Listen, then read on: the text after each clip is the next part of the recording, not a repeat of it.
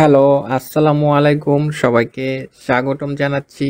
আজকে আমরা যোগান কাকে বলে, এই যোগান বলতে কি বোঝায় সেই সংজ্ঞা আমরা দেখব।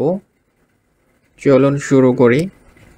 যোগান যোগান বা সরবরাহ বলতে বাজারে প্রচলিত দামে বিক্রয়ের উদ্দেশ্যে যে পরিমাণ দ্রব্য সামগ্রী বর্তমান থাকে তাকে বোঝায়।